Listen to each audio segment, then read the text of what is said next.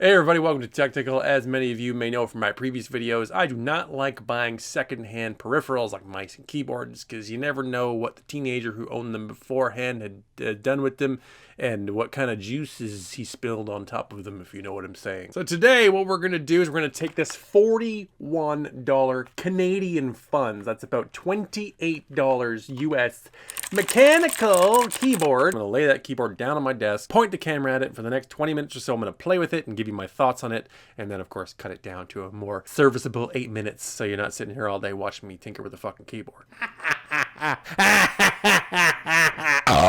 Alright, so let's jump right in and talk about the design first, because that's obviously what is most striking about this keyboard when you first see it. It is pretty goddamn good looking, I will say. It's got a nice sort of like brushed aluminum finish, and the brush is horizontal, as in it runs from one side of the keyboard to the other across this way. The logos, there are 3 of them in total, the brandings I guess. You've got the eBlue logo down here, and Mechanic is I guess the line of keyboard, and you've got Naser.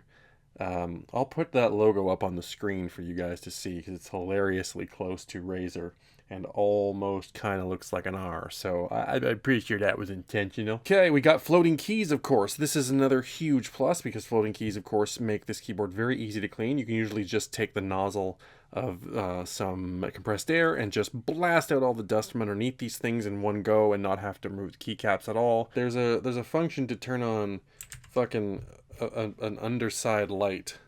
There are a bunch of blue LEDs on the bottom of the keyboard. There's 10 of them in fact, and they shine like right through this label. I don't know why. Before we move on, I want to show you the cable here.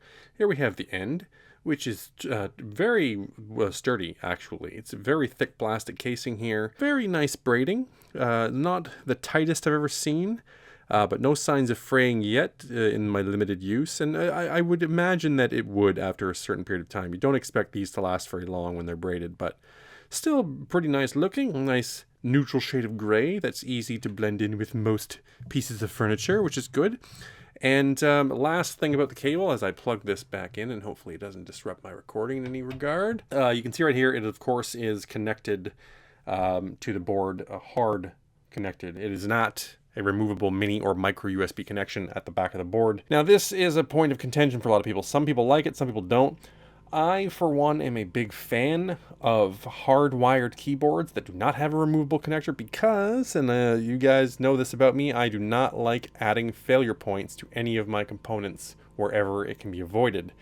Whenever a company is willing to solder something right to a board, that is better than something that has a limited insertion rating. And micro and mini USB, no matter which one you happen to use, they each have just absolutely atrocious insertion ratings. And if you're the kind of person that moves the keyboard around a lot, it's just better to not be lazy and unplug it from the computer itself and move it around rather than just disconnecting the cable from the back here. Just my personal opinion. Most people feel differently. I actually like that it's hardwired into the board, and it seems to be done fairly nicely, in fact. Moving on to our next category, just comment on the build quality in general. Solid as fuck, like almost no flex. Probably not the firmest and most tank-like board I've ever felt in my life. If you've ever handled like a Razer Black Widow Terminant Edition. Terminant? A Razer Black Widow Terminant Edition. Those things are built like tanks, and I'm not necessarily a fan of the bulk that those offer, though, along with the durability. But this doesn't have that. This is a very sleek and very minimalistic casing, but it's also incredibly solid. Just 2 pieces of plastic welded together. Let's take a look at the lighting. So we'll start with what it looks like when it's fully lit up, which is like that, and I believe that's with the brightness maxed, but you can go down a little bit more if you want something more subtle. It is a rainbow keyboard for those of you who are not aware, which means it is not RGB.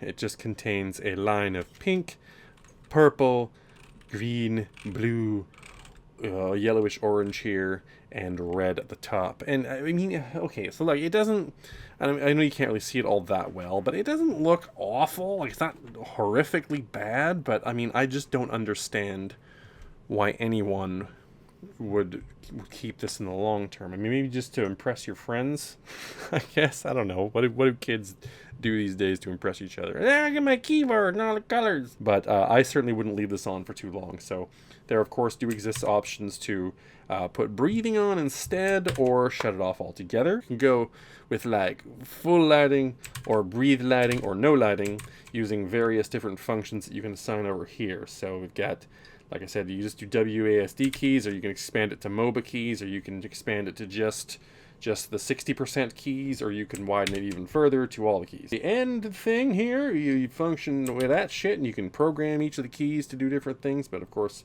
I'm not going to bother doing that, but it just lets you set either on and off to each of the individual keys, and I believe they breathe as well. That's another option in case you want to get really delicate and intricate with your lighting, which you shouldn't because it's stupid and don't waste your time. Then we have the final key over here, which will induce various different lighting patterns, all of which suck. So we have this one here. I mean, you saw this in my last keyboard review. It's the same shit, basically. It's the same lighting controller on this thing, where it's just kind of like, I don't know if you can really see that all that well because this keyboard's white and the lighting is bad, but it's just snaking. And then you transition into this next mode where you can get this like sort of like effect, you know? You hit a key and it just spreads out everywhere. To the next lighting feature, we have this is the one where just one individual key will remain lit as you press it, and then for a moment, and then it will disappear. I guess that's fine.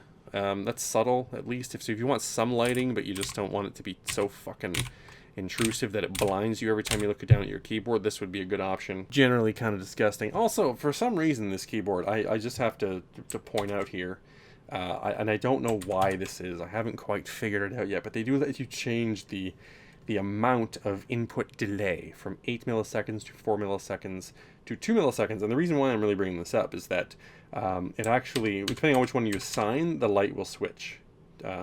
This function key and then insert home or page up to activate the different input response times, which is silly because this is the only light you can actually turn off on the whole keyboard, which sucks. I would much prefer it if I could just shut them all off and use this as a keyboard without any fucking lighting.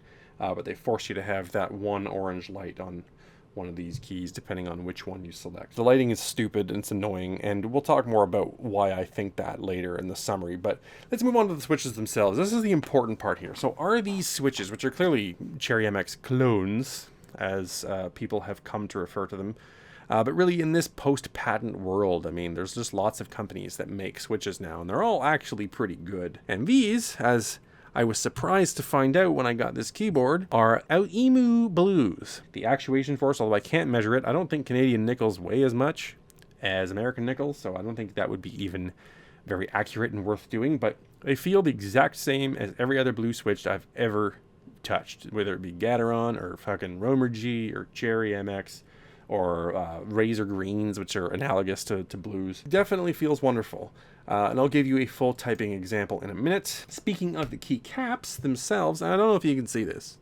So we'll zoom in here. We'll get as close as the camera, let the camera autofocus. So they're ABS for one. So, I mean, that's a given. If you're going to skimp anywhere, it's going to be on the keycaps. But you'll notice if the light hits this just right, that they're actually like single shot and a half, if that makes any sense. So you can see that there's a second layer of plastic in there that's a different color, just like signature double shotting, what it looks like, but it only goes part way up the keycap. It doesn't go all the way to the edge. I don't know what that's about. I don't know why that is, but I guess I'll take it. It adds a degree of durability to the keycap, I guess. But being that this is a $41 Canadian keyboard, which is the equivalent of about $27 US, I'm not going to be too picky about the keycaps. The worst thing about them is that they're white. And as we all know, white looks gorgeous for about the first week that you buy it, but as soon as it starts getting dirty, it looks fucking disgusting. The white one, by the way, in comparison to the one with the black keycaps, was considerably cheaper. And as for the typeface on the keycaps, I mean, obviously there's a lot left to be desired here. Let's take a look at what that looks like there. See if you can zoom in on that. That's right there is supposed to be their idea of a D. And most of the other fucking characters in this font look the same. They're like wonky, sort of like, yeah, space, fucking futuristic. Look at us, we're so cutting edge. Okay, so now to close out the video, let's give you a live typing sample. I'm gonna throw my notepad up on the window so you can see what I'm typing and see that I'm typing genuine actual words, poorly, slowly, with my improper typing style. Nobody likes a tattletale. Tattletale? Tattletale. Turtle tool. This is me typing, which is sad considering I failed grade 9 keyboarding class despite having slept with the teacher's dog. The only thing more ugly than white keycaps is white privilege. And before we go, here's some N key rollover mashing.